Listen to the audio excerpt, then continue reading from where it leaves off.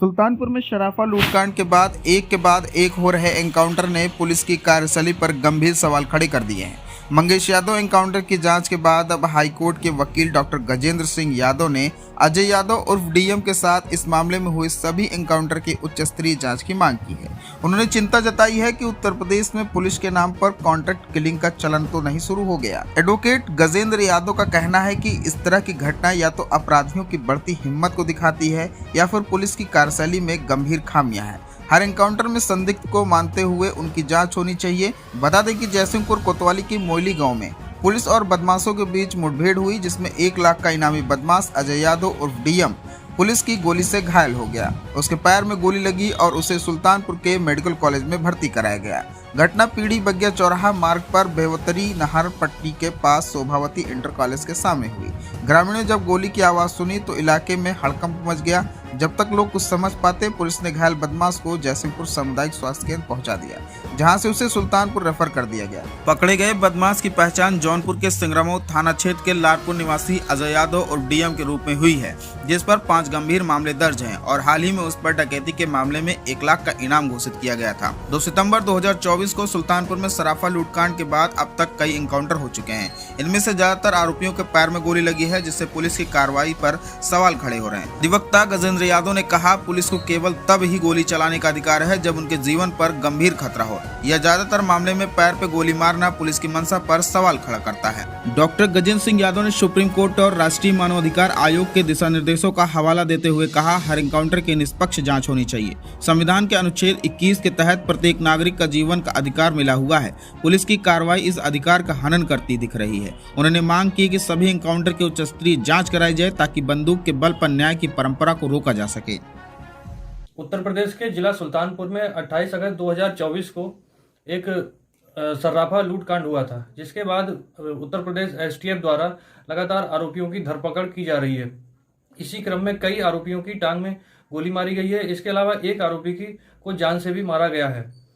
Police के द्वारा बार बार ये कहा जा रहा है कि आरोपी भाग रहा था और पुलिस ने जब उसे रोकने की कोशिश की तो आरोपी ने उस पर गोली चलाई और जिसके चलते पुलिस ने जवाबी फायरिंग जब की तब वह आरोपी की टांग में लगी या आरोपी मारा गया।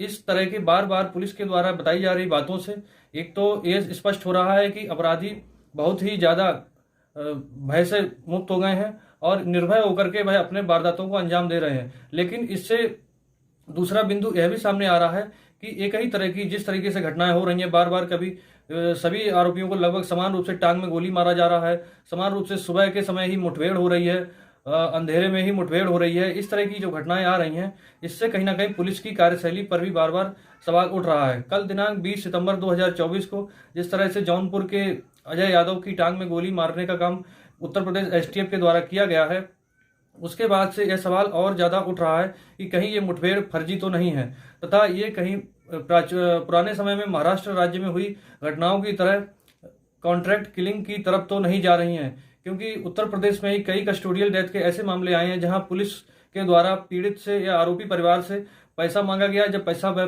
पीड़ित परिवार नहीं दे पाया तब पुलिस के द्वारा उसे मारा पीटा गया और उसकी मौत हो गई। तो कस्टोडियल डेथ में जब पैसे के लिए ये किया जा सकता है, डेथ कारित की जा सकती है, गलत हो गया। उत्तर प्रदेश के जिला सुल्तानपुर में 28 अगस्त 2024 को एक सर्राफा लूटकांड हुआ, जिसके बाद आरोपियों की धरपकड़ उत्तर प्रदेश एसटीएफ के द्वारा लगातार की जा रही है। इस धरपकड़ के क्रम में पुलिस के द्वारा कई आरोपियों से मुठभेड़ की गई है, जिसमें आरोपियों की टांग में गोली लगी है और एक आरोपी की इसमें मौत भी हो गई है। जिस तरह से आरोपियों की टांग में लगातार गोली मारी जा रही है तथा ज्यादातर घटनाएं समान तरीके से ही हो रही हैं, जैसे कि ज्यादातर घटनाएं सुबह को हुई हैं एनकाउंटर की और टांग में ही सबको गोली मारी गई है, उससे कहीं ना कहीं ये सवाल उठने लगे हैं कि ये घटनाएं कहीं पूर्व प्रायोजित तो नहीं है। इस तरह की घटनाओं का उत्तर प्रदेश के लगभग हर जिले में बार बार पुनरावृत्ति हो रही है। इससे पुलिस की कार्यशैली पर बार बार सवाल उठ रहा है। इस तरह से मानवाधिकारों के हनन और बंदूक के न्याय पर हमें किसी न किसी तरह से रोक लगानी होगी। इसके लिए राष्ट्रीय मानवाधिकार आयोग में हमने मामले को दर्ज कराया है। दिनांक 20 सितंबर 2024 को इसी मामले में अजय यादव नाम के व्यक्ति की टांग में गोली मारी गई है और यह घटना भी दूसरी घटनाओं की तरह सुबह के समय ही हुई है और भागने का प्रयास किया गया, ऐसा पुलिस के द्वारा दिखाया गया है। जबकि आरोपी के द्वारा बार बार भागना और पुलिस पे बार बार फायरिंग करना ये दर्शाता है कि क्या उत्तर प्रदेश में आरोपी बहुत अधिक दुस्साहसिक होते जा रहे हैं या पुलिस इस तरह के मामलों को फर्जी तरीके से अंजाम दे रही है। यह सवाल बार बार उठ रहा है। हमें इस चीज पर बड़े स्तर पर जांच करानी होगी, क्योंकि कई कस्टोडियल डेथ के ऐसे मामले आए हैं जहां पुलिस के द्वारा आरोपी के परिवार से पैसा मांगा गया, लेकिन पैसा ना दे पाने के कारण आरोपी को इस तरह मारा पीटा गया कि उसकी मौत हो गई। तो जब कस्टोडियल डेथ हो सकती है पैसे के लिए, तो हो सकता है कि ये इनकाउंटर भी कहीं कॉन्ट्रैक्ट किलिंग की तरफ तो नहीं जा रहे हैं, और महाराष्ट्र राज्य के जैसा मामला तो यहाँ भी पुनरावृत्ति नहीं हो रहा है। इसलिए इन मामलों की NHRC से जांच करने के लिए पत्र के द्वारा आवेदन किया गया है।